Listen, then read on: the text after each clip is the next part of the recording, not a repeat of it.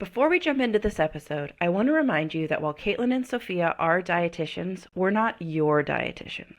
This means the information shared in the Food Freedom Fertility podcast is intended to entertain, educate, and inform. It is not a substitute for medical care. This information is not intended to diagnose, manage, or treat disease. Always consult with your doctor before making any changes.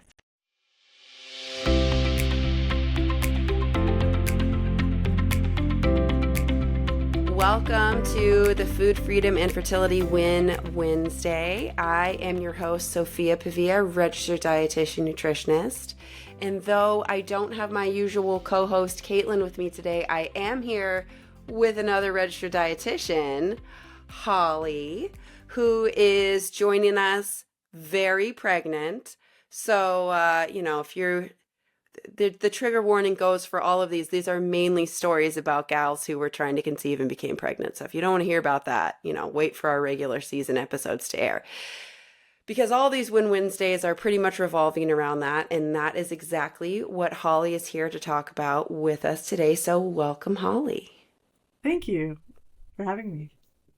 I'm very happy to have you here. So, okay, listeners, Holly used to be one of my employees / intern / help me get my feet on the ground when I was very first starting my whole online practice.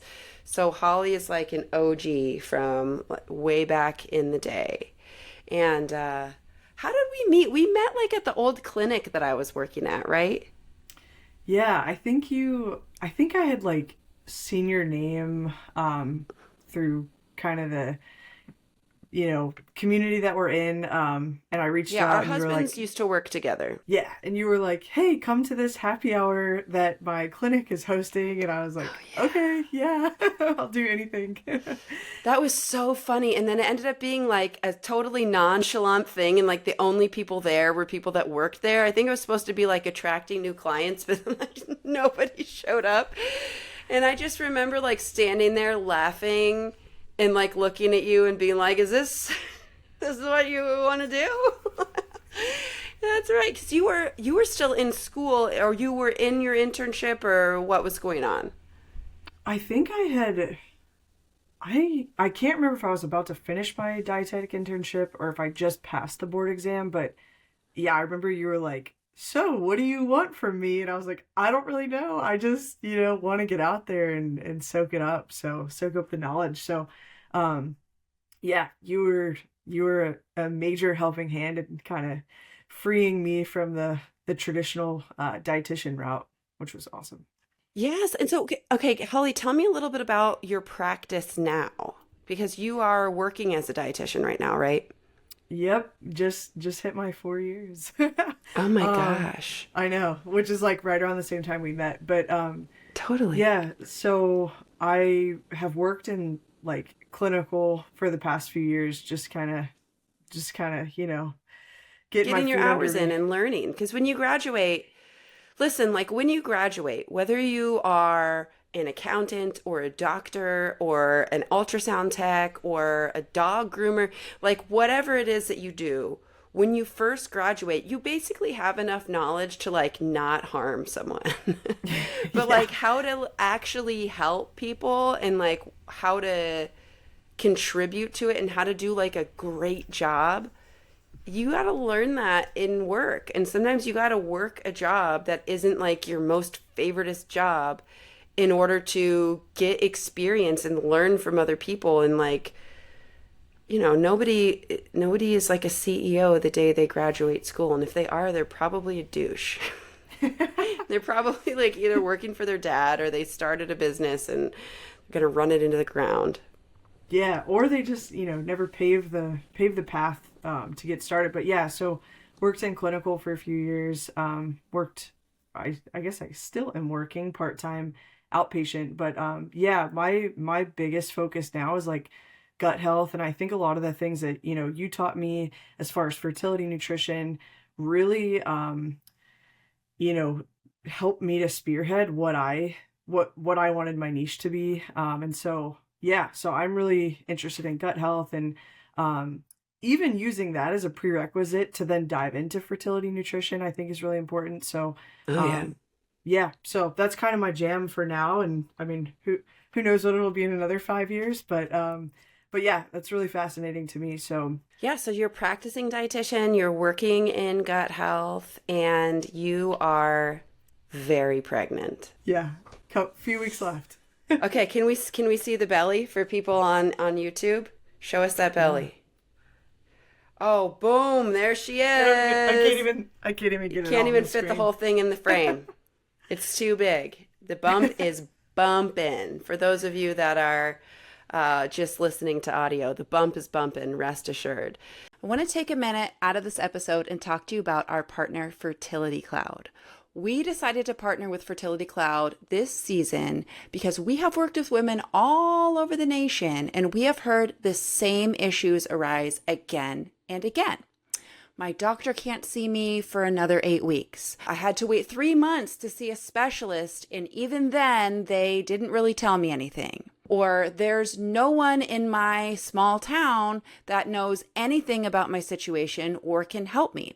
And that's so common because unless you live in a major metropolitan area or a place that has grand medical universities, and honestly, sometimes even then it's still an issue, it's really hard to find fertility specialists who can give you tailored, customized help for your unique fertility situation.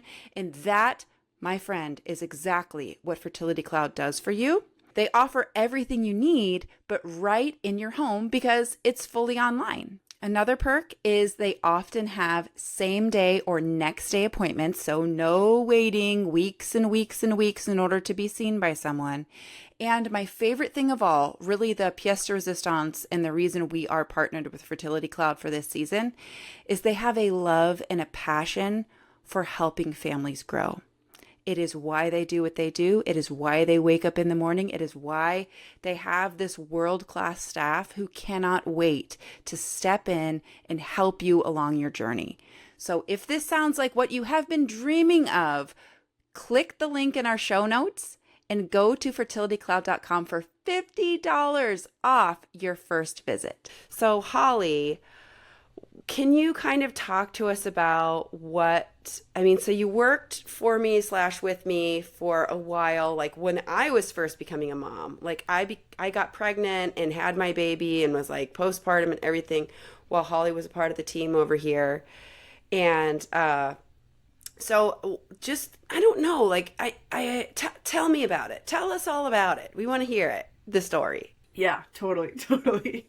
I'll spare you the details, but no, yeah. So actually, I mean, I've reflected a lot on this. I think a lot of things in my life, I kind of just make a decision and run with it. Whereas this was something that was way more calculated than most things I've done. And last year, I basically was using the whole year to train for a powerlifting meet that was in October.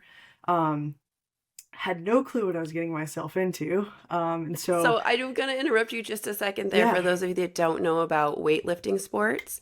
So this is a competitive sport. So she's training as a competitive athlete, which is very different than fertility nutrition. Usually when someone is trying to become pregnant and they're making that their focus, we kind of step back from heavy competition and competitive sports. Not everyone needs to do this, and it totally depends on the sport and what you're doing. But powerlifting, like what Holly is describing here, is a weight class sport. And depending on your weight class and depending on if you're a part of a team or like what's going on, watching your weight, changing your weight, cutting weight, like this can be a big part of the sport. And so it's just worth noting that that is kind of an intense thing to be doing as a woman of reproductive years and in getting ready to have a baby. So I just like to point that part of it out for those of you that don't. I used to be a competitive weightlifter too, but anyway, sorry to interrupt. Please continue.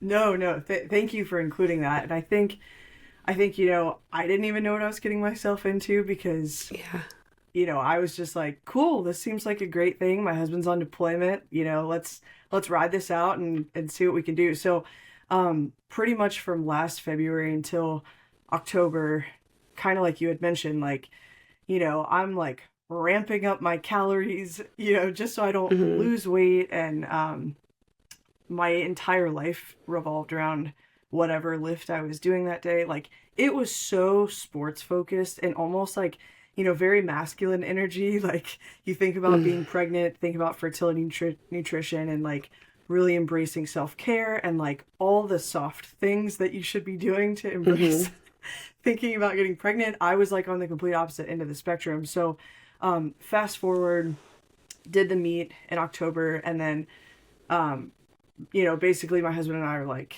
let's switch gears. And like, I think a lot of the seeds that you had planted unintentionally, right? Because I was just learning from you. But I pretty much did a full 180 and was like, all right, I'm not going to lift anymore. I'm going to like basically start from square one and try to mitigate a lot of the damage, so to speak, like, intentional damage that needed to happen for that sport. But yeah, I mean, my whole mindset changed from then until the time that I found out I was pregnant. But yeah, I mean, thinking about how long it takes to change egg quality, when to start prenatals, like, I was not doing any of that. But I do think it was a really cool learning experience because I really had to do that 180 in order to get pregnant. And I knew it, and it pained me because I was like, I'm in the best shape of my life. Like, I don't want to, change this, and I don't want to, put on weight, and, just a lot of the things that I feel like a lot of people fear when they think about, oh, I have to eat differently, and I can't, do XYZ. So yeah, it was a big transition, but I mean, shoot, I'm glad I sucked it up and made it happen. Totally worth it. And just a change. Yeah, I'm so glad you're pointing that out for our listeners.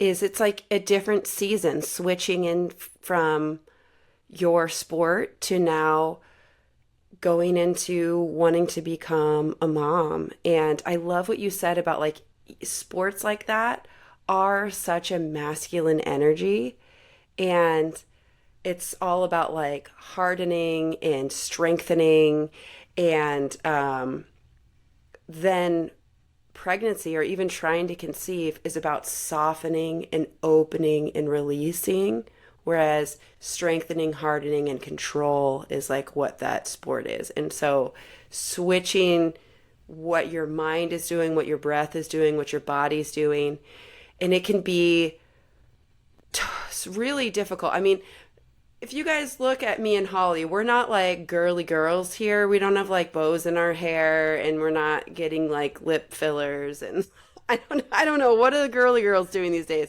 Like fancy manicures and stuff. That's not what I'm up to. It's definitely not what Holly's up to either. But to embrace your feminine energy, it's not about like putting on some lace and pretending to be a baby doll or something like that. It's about that softening and opening and receiving versus trying to harden and control. And it's about releasing. And we're going to have more episodes on this later on next season, where we're going to have on Bethany from Her Sexuality, who's a Christian femininity coach. She's amazing, but we'll talk more about that then. But I'm glad that you mentioned that, because it's a shift in mindset and in your physiology as well. So we're back in the real time now. So you decided, okay, this is something me and my husband are going to work toward. We want to have a baby. You changed how you were training. You changed how you were eating. You changed a lot of things. And then you got pregnant. So tell us what that was like. We love a good BFP story here. Yeah, so I think, I mean, I'll just include the lifestyle aspects because I think it's kind of, oh, definitely. Everybody wants to hear that. Please, yeah, go for it. I mean, it's polar, right? So, I think about the month leading up to that meet, and it was all about just get the calories in. Like, I was, I was drinking like Starbucks cold foam drinks just to purely get like 70 grams of carbs in, instantly, right? And so like my whole mindset was like perform, so to speak. And I think after that, obviously I didn't need to track calories. And like you mentioned, it being a weight sport and like trying to get into a weight class, right? So after that, it was purely on nourishment for both obviously body and mind. But I think one of the biggest factors that I never thought about is you don't know what you're doing wrong until you do something completely opposite and you look back and say, whoa, that was crazy. And now I feel the difference. Like, for example, afterwards, I could feel my nervous system so revved up, and I was like, Oh, yeah. let me go. Like, I like going to the gym, right, is like such an automatic thing that I was like, I'm gonna go sign up at a yoga studio. And like I was like, let me just do the complete opposite, right? And like I found that it wasn't until probably 3 weeks into doing yoga that I was like, oh my gosh, I think I was addicted to the stress that I was under. And I'm sure it's a lot. 100%. Oh my gosh, yes. Yeah. It is addictive. Like, it can feel so good to be like running on cortisol all the time. You feel Totally. productive, you feel capable, you feel aware, you're alert. It can feel like it's like all the reasons why people like cocaine is like that running on like adrenaline all the time. Yeah, it Totally. is so addictive. I mean, it has absolute downsides, listeners. Please don't feel like, just like cocaine, it's not a ladder to the top. Let me tell you, diminishing returns on that are pretty steep. But it is very addictive. It can be so addictive. Yes. Yeah, 100%. I mean, like, yeah, I mean, lifestyle wise, I was like pedal to the metal, listening to like, I don't know if there's any Lil Wayne fans out there, but the old Oh, albums, right? And like, I love Lil Wayne.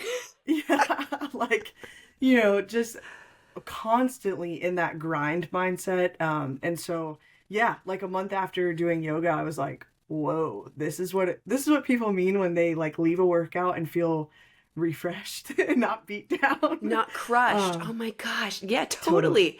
That's so Yeah. funny. Okay, I was just talking to, Holly's weightlifting coach is also a friend of ours. And I was just talking to him the other day because I started doing like a different kind of workout.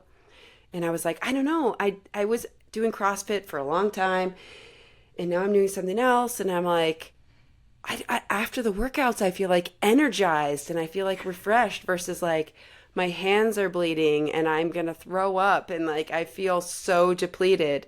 And he was like, well, yeah, you're supposed to feel like that after a workout. And I look at him and I'm like, bro, what are you talking about? Yeah. You're like, no, I want to feel like got my butt handed to me. But Yeah, and I I'm mean, also like, come on, Garrett, I know what you're about. Don't act like that's the programming you're writing for people. Shut up.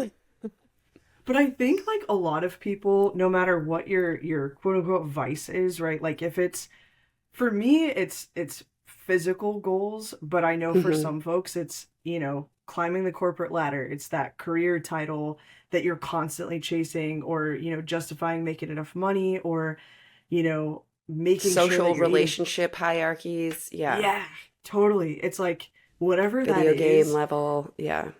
Yeah, it's like I don't know. To me, it's like you really have to lean into it and realize and like face it and say, is this what's holding me back from getting to where I want to be as far as like fertility wise. So for me, it was definitely lifestyle um and slowing down. And I think that's something that pregnancy definitely has taught me is like no one's like racing you. Just slow down. Like So true. We are so glad you're enjoying this episode, and we want to take a brief moment to talk about one of our sponsors, Fullwell. Fullwell is not only a reproductive nutrition supplement company created and formulated by a registered dietitian, but they are a company that has the highest quality standards. They use the most bioavailable ingredients in the right amounts to ensure that you're getting the most out of your supplement. And let me tell you about one specific supplement, the Fertility Booster.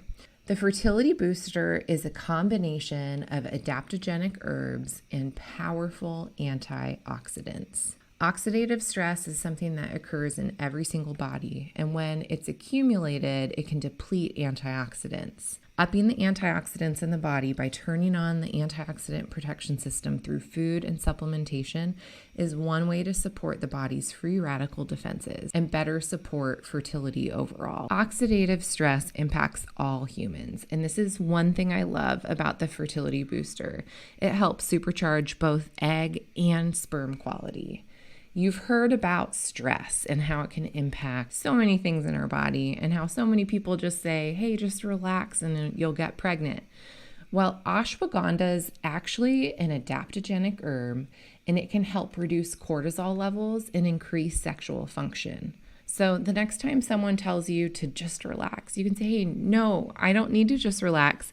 I'm taking the fertility booster by Fullwell and supporting myself in this way. When we talk about powerful antioxidants, one of them that is the king of the show is coenzyme Q10. In its reduced form, it functions as an antioxidant in cell membranes and lipoproteins, helping to optimize fertility. And the queen of the show, in my opinion, N-acetylcysteine. It's a supplement form of cysteine, a semi-essential amino acid that benefits fertility via its role as a precursor to glutathione. It can also support healthy cervical mucus. So next time you're ordering your Fullwell Fertility Prenatal, make sure that you grab a hold of their fertility booster so you and your partner can get a healthy dose of these antioxidants and stress support. Use the code FFF20 at checkout to get 20% off your first order. And now, back to our show. You're forced to. And if you don't, listeners, like someone like me, who was convinced that I was going to be the girl that was like doing, multiple CrossFit workouts a day till the day her baby came out, I got pretty severely injured and am still dealing with some of those things. And my midwife team had to be like, so many times they told me, stop with the lifting all the time. And I was like, you don't know. Like, you just don't know what you're talking about. You're like old fashioned and you think ladies should be like knitting and, like making a stew. And that's like the most activity I should have. And they were right. I needed to be softening and opening, not hardening and strengthening. And to this day, I'm still dealing with like a pretty severe abdominal separation because my muscles couldn't strengthen and open. So they tore open. I still have a diastasis recti in my belly. And so your body will tell you, it will demand that you slow down, soften, and open, or it will break. And that's what happened to me. So don't be like me, be like Holly, guys. Well, I also should mention too, and this is like right around the time, I guess right around the same time, kind of spilling into the GI world, but the gut health world. But I knew, and I'm someone that like, I always brush off health issues being like, if it's not putting me in the hospital, I'm fine. But I was like having severe bloating. My belly was distended every day. I was like burping, I guess, but I didn't really think anything of it. But this was like kind of before I really delve into gastrointestinal health. But long story short, found out I had SIBO, found out I had H. pylori, which if you're not familiar with those, it's essentially like overgrowth of pathogenic bacteria or bad gut bacteria that can cause more severe issues if they're not handled. But before my husband and I were like, all right, let's like try to get pregnant. Let's go for this. I was like, I need to address these issues prior to even conceiving because I don't want to deal with this during pregnancy. I don't want to deal with this. I don't know what this fetus is going to be dealing with if they're in this environment as well. So, I don't know. I think a lot of the things that you have taught me have also spilled into that GI world because, in order to fully address fertility nutrition, it's like you also have to address gut issues that you have because who knows how those affect the baby. So, that was another thing that took a lot of time. I was definitely impatient, but I was like, this has to be done before we can do it. And I'm curious if we had tried And I just said, F it, let's just try anyway. I don't care if that would have negatively impacted my pregnancy. So, yeah. Yeah, that's very possible. I see. Well, it's not really like gut issues so much as like other bacterial overgrowth issues in the reproductive tract causing absolutely devastating issues, from infertility to recurrent pregnancy loss to babies that are so sick that they won't be able to make it. And, you don't find out until they're very far along and they didn't grow right. And that can happen because of infections in the uterus that are going, like the bacterial overgrowth you just described, but it's happening in the reproductive tract versus the GI tract, and probably is happening in both. So very, very astute of you to deal with that before you decided you guys were going to pull the goalie and actively start trying to conceive. So you guys decided, okay, we've done some healing, we've done the things. Now we want to do the main thing and see if it makes a baby. So tell me about that journey and mainly finding out that you were pregnant. Yeah. Well, we decided, so I don't know if most of your listeners are in San Diego, but basically, flashback to a year previously. Basically, like, we moved in with two of our best guy friends that I knew them before I met my husband. So it's a funny added bonus that this baby was conceived in a house with our best friends. But yeah, so basically, I'm not going to give you all the details, but we know what you did. It's all right. Yeah, We skip that part.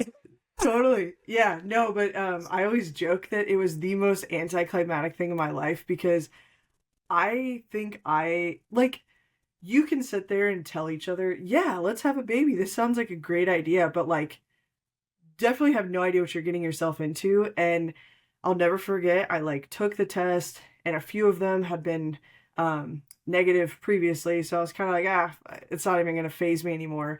Take the test, lay it on the counter. My husband had like just left for work. I went to go walk our dog before work. And I come back and I'm like looking at it and I'm like, line's so faint. This is probably nothing. And I like sent it to a couple of my friends. And I didn't check my phone. I'm like getting ready for work or whatever. And I come back and all of the texts are like, oh my God, that's definitely a positive. And I'm like, I don't even believe this. Like, it's so faint. Probably not. Like, and I just never even seen a positive test. So I had no clue what to compare it to. And so I'm like, wait, what? So I sent it in a text to my husband, like in hindsight, obviously 2020, I wish I would have waited until he got home. But I'm just like, hey, send him the picture. And he's like, that's interesting. I'm like, yeah, I guess.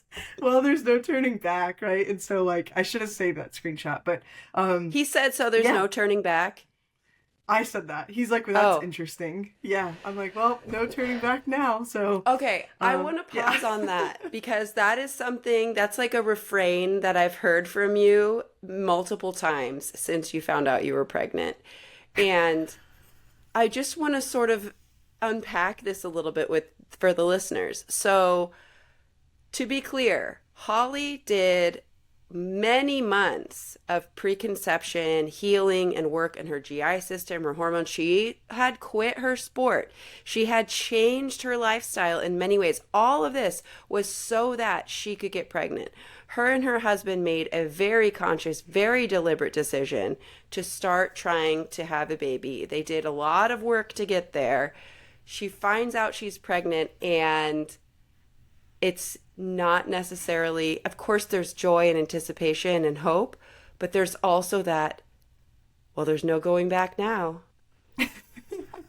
It's shocking. I mean, I would love to hear more about that, like sort of how that felt and that like, wow, okay, like I'm actually doing this, and like sort of the overwhelm and the just, I don't know, tell me more about that because I see that happening all the time. And it's sort of like the unspoken I don't know, the unspoken thing in the trying to conceive community, because we all want to get pregnant. We're all trying to grow our families. But then when you find out baby's on the way, it's like, whoa, my life's about to actually change. Like, this is no longer something I'm trying to do. This is happening. Tell me about like what that's been like for you. Yeah. Well, the I think the biggest ironic thing is right around that time frame, like the week prior, we went to Costa Rica. So this was like in the 2-week wait, right? And I was like, did not think anything of it going there. I mean, we were surfing, we were hiking, like doing all the things. I had like a couple I don't know, margaritas, whatever. But in the back of my head, I was like, what if I am pregnant, right? The classic, like, do I need to be careful? And so, yeah, got back, found that out. And I don't know. I mean, I think for me, it was the immediate thought was like, wow, now I can't be selfish. Like, I think I knew right off the bat, like, oh man, now there's another, like, now I'm responsible for something else, which was so terrifying because we were living by the seat of our pants. I mean, it was just like, it's so funny. You do all this personal development, healing, like you said, and I didn't think anything of it. I was like, great, we're making ourselves healthier. We're, detoxing our lifestyles and like shifting things for the better. But it truly did not hit me until I was like, oh man, now there's something that I have to be fully responsible for. But yeah, it was gnarly. I mean, the subsequent weeks, like 4 to 5 weeks after that, I think was the most crucial for me because I was working at the hospital, super toxic environment. I have a heart problem. I was like getting my heart problem a lot because of the stress. And I kind of was like, I don't know, it puts things into perspective in life. I was, and that's another thing too, that I was like, I'm never going to quit this job. It's great money. It's easy. Like, I love it. But I was like, did you love it? No, but it was great money.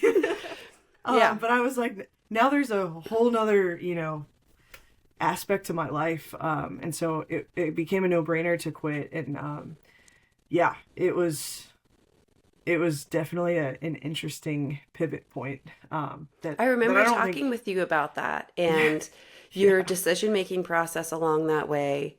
And it was a change, and I think what we kind of talked about was like, okay, well, look at your actual lifestyle and your budget and like what kind of income do you and Jake need in order to live the kind of life that you want to live? And could you afford working somewhere else that nourishes you more and pays you less? Could you afford working at this place less, like going to part-time? Could you afford, and just sort of like looking at your options and making an informed decision. And I remember going through that thought process with you. And now, thank God, because now you're working in like gut health and I'm able to refer people to you, which is good for me. Because when you were working full-time in that clinical place, like you had nothing. You were exhausted by the time you were done. Totally lifeless. Yeah. I mean, but it's funny like what your motivations are and how they change, because prior to finding out I was pregnant, I was like, it's great money. I can, buy whatever I want. This is awesome. And afterwards it's like, okay. And to me it's sad because I was like, why did it take me seeing this positive pregnancy test to finally make these big hard changes? Like, changing your lifestyle was difficult. I was like, changing my lifestyle was difficult enough. Like, what else do I need to change? And I had the same experience with you. Like, my midwife team was like, stop lifting. Like, why are you doing this job if it's causing you this much stress? And I'm like, I'm addicted to stress. Do you not get that?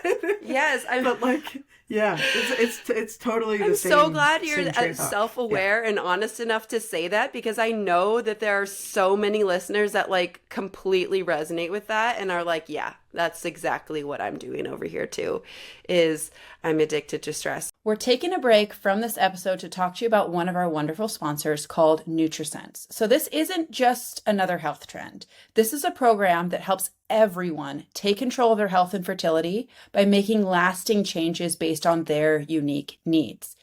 NutriSense is loved by over 100,000 members, and it offers a unique combination of expert nutritionist support from credentialed experts with continuous glucose monitoring data insights. So it's science plus a human touch, and it offers one-on-one support from the expert nutritionist team at NutriSense. So basically what NutriSense does is it gives you the support you need along with the data that you're getting from a continuous glucose monitor. Combining those two together with NutriSense offers you a science-backed way to take control of your health unlike anything else out there.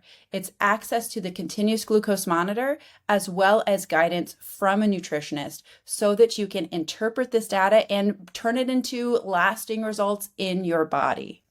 If you've listened to this podcast for more than 90 seconds, you know that we really don't believe in like a one-size-fits-all nutrition plan, and that things really need to be tailored to an individual for their personal health and fertility goals in order to succeed.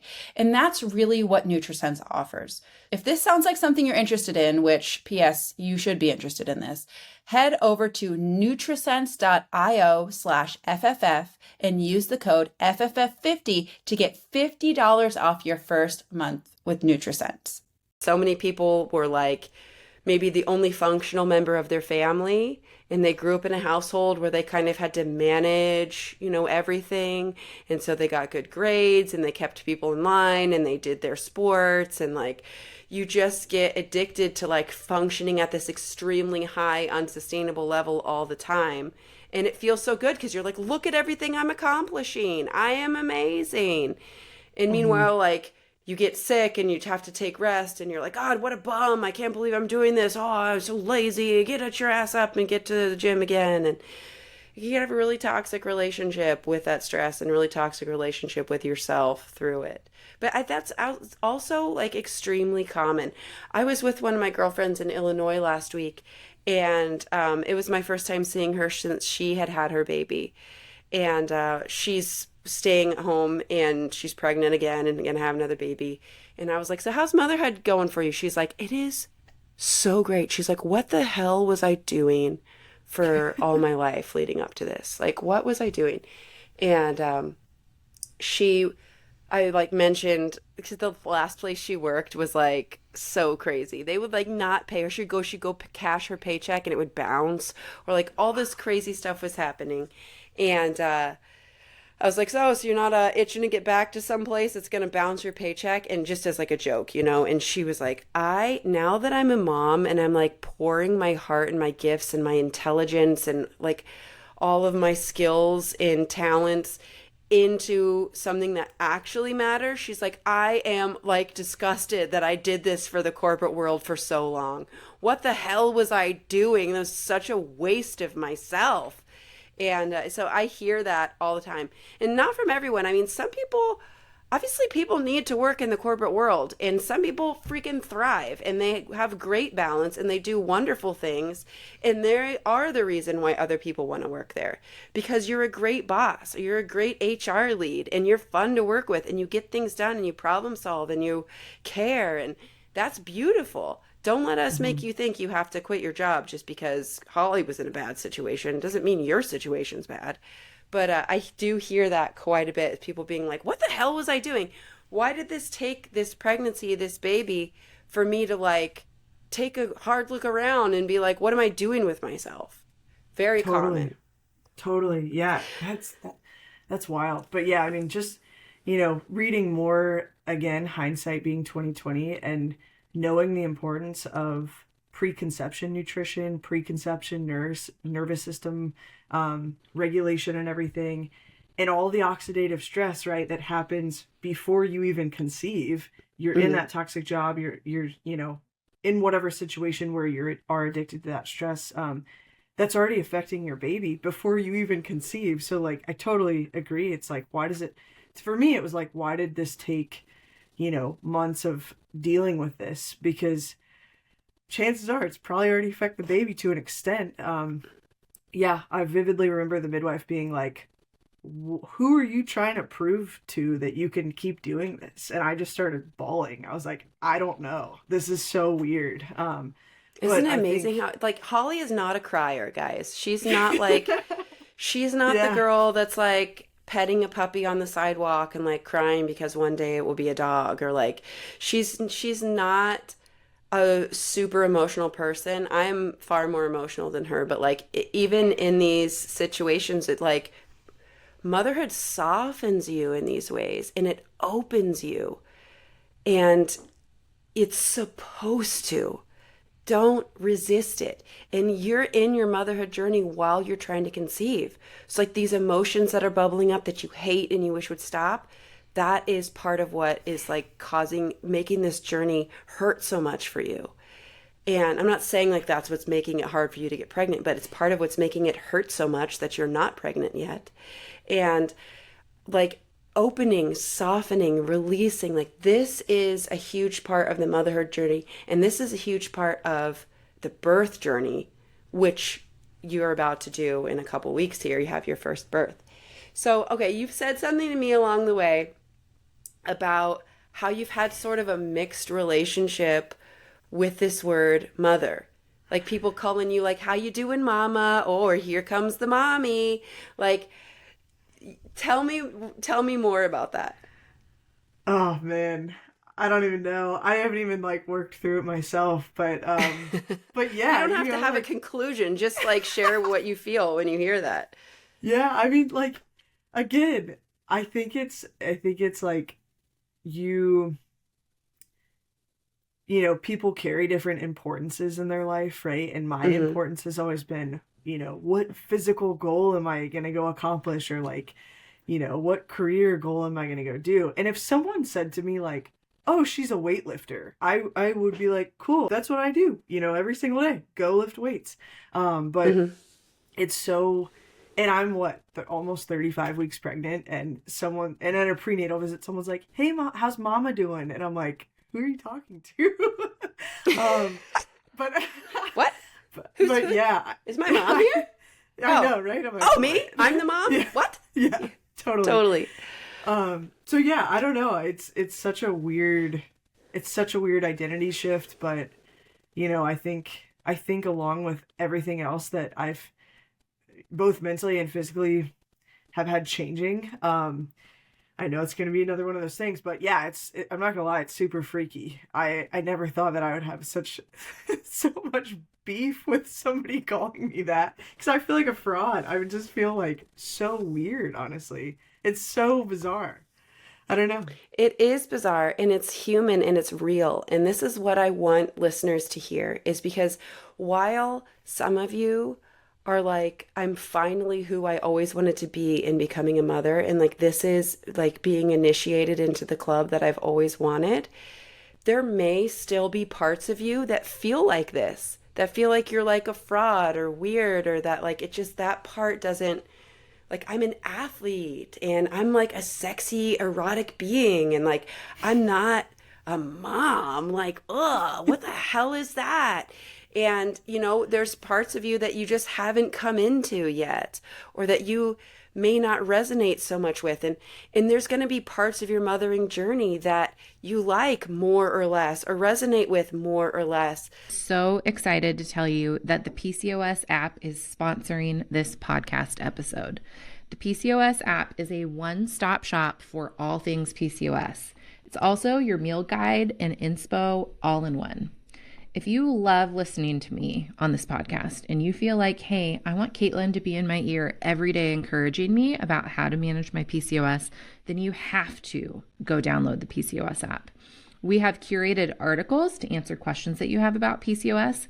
There are short snippets in the PCOS Answers podcast exclusive to the PCOS app.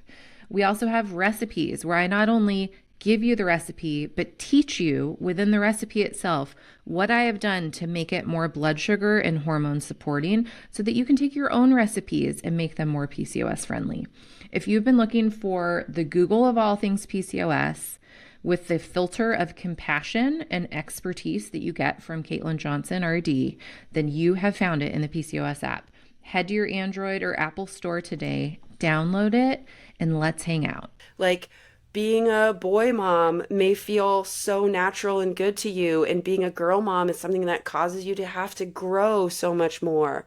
Or you absolutely love the newborn baby phase, and then when they start talking, you have to like figure out what you're doing because now this kid has ideas. Or the other way around, you're like, ugh, I love my baby, but like I'm so ready for you to like play a sport and have interests, and you really rock when your kid is in like the teen phase, whereas I will be like, what am I doing with my life? I love little babies. There's just so many facets to these things, and you're allowed to not love every single thing about every single part of it while still loving your baby and desperately wanting to be a mom. I love that I'm a mom.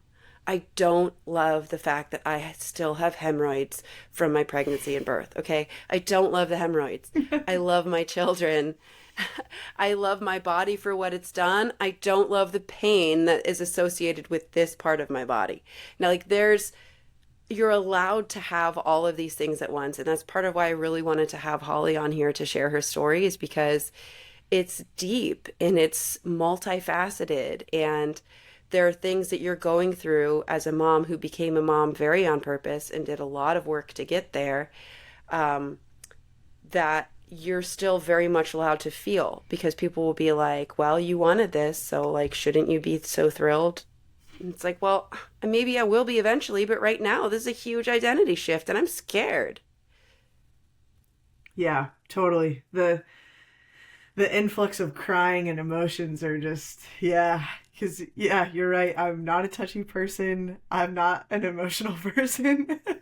So yeah, it's been an interesting journey, but hey, gotta keep rolling with it.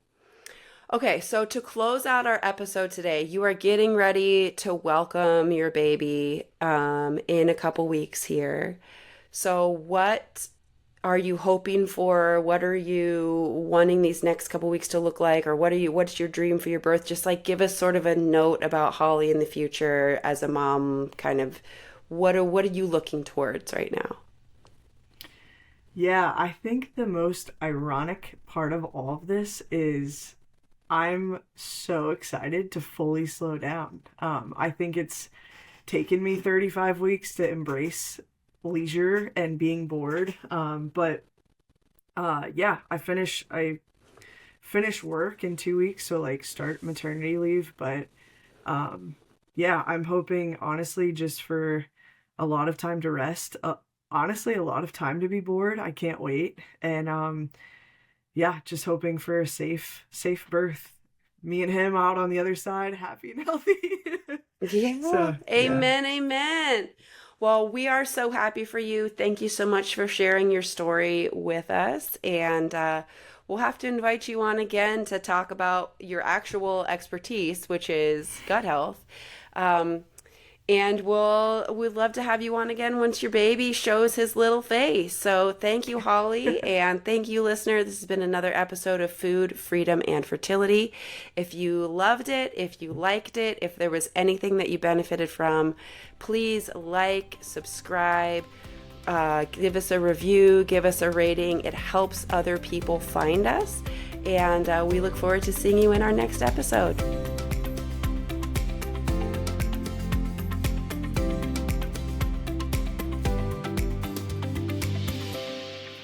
Hey, it's Sophia. If you love the show and want to continue your health and fertility journey using our resources, head on over to foodfreedomfertility.com for show notes, links to products and services, information about our guests, and our newsletter. Again, that's foodfreedomfertility.com. Thanks for listening.